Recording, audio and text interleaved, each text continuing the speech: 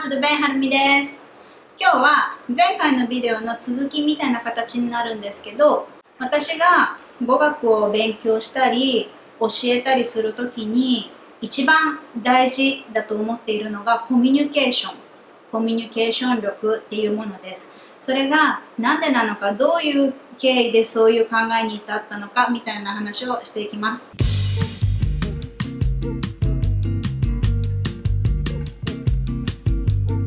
まず私の初めての語学留学っていうのは17歳、本来だったら高校3年生の17歳の1年間カナダに留学しました。交換留学か私費留学っていう選択肢があったんですけど、私は私費留学で現地の高校ではなく語学学校に留学しました。なので私の環境はというと、世界中からみんな英語を勉強しに来てる人たちばっかりなので、母国語はスペイン語の人、イタリア語の人、フランス語の人、もうとにかくいろんなところからの人がいて、一気に私グローバルになったんです。まあ初めての留学だったし、結局初めての一人での海外だし、最初いろんなカルチャーショックとかがあってなかなかうまくいかないっていう時期が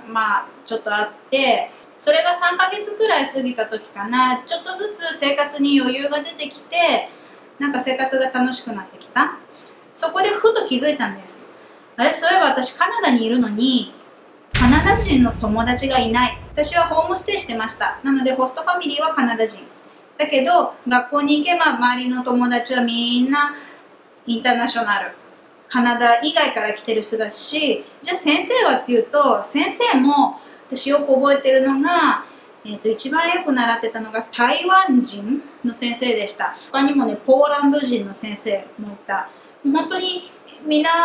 さん、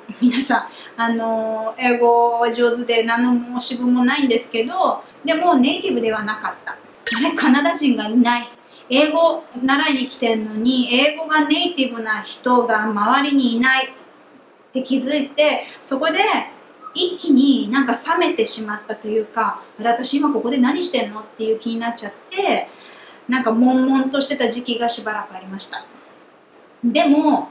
その後またしばらくして気づいたんですね。また少しずつ英語が上達してきて、だいたい語学学校って1年もいるところじゃないんですよ。多いのがやっぱり3ヶ月、中には1ヶ月の人もいれば、中には本当に1週間の人もいる。なんかもう入れ替わりがすごく激しくて、その中に私は1年間いたので、結構もうその学校のドンみたいな感じで、もうみんな知ってたし、そうすると自分に余裕が出てきますよね。だって新しい人がたくさん入ってくるから、自分よりも英語できない人もたくさん入ってくるし、生活にも慣れないっていう人がいっぱい入ってくる中、自分はちょっとベテラン気取りで慣れてきて、そうなってくるとコミュニケーションを取るのは全然余裕だったんですね。でそこで私英語を使っていろんな国の人とコミュニケーションを取れてる、楽しいっていうことに気づいて、英語って別にネイティブスピーカーと喋るだけのものではないくて、世界中の母国語がいろんな言葉があるけど、いろんなバックグラウンドを持った人たちがここに集まってきて、みんなが英語っていう一つの言語を使ってコミュニケーションをとってる。それってすごいことだなって気づいて、それからしばらくして、カナダだったのか日本に帰ってからだったのか覚えてないけど、外国人とコミュニケーションを取ることがあったんですね、英語で。何人だったかも覚えてないけど、でもその時に彼には英語にアクセントがあったんです、訛りが。英語のネイティブじゃないから。で、私の友人だったかも誰かも覚えてないけど、彼は英語はできるんだけど、どうしてもそのね、相手の訛りが聞き取れなかった。でもそこで私はすごくね、訛りに慣れてた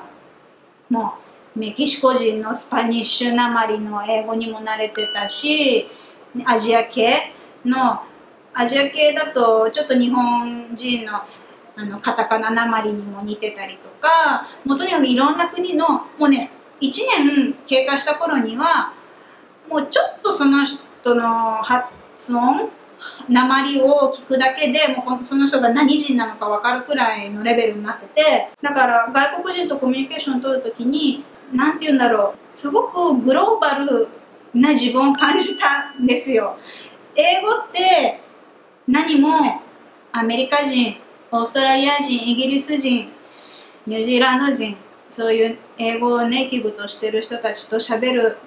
ためだけのものではない。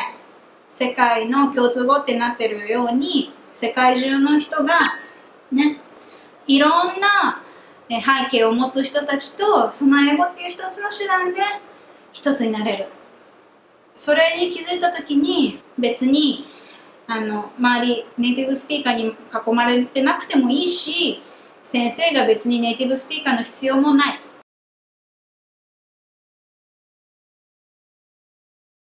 ただしその後アメリカの音楽学校に留学した時に、周りがネイティブスピーカーばっかりで、英語が綺麗すぎてスムーズすぎて間違いもないし、それに困惑したことはありました。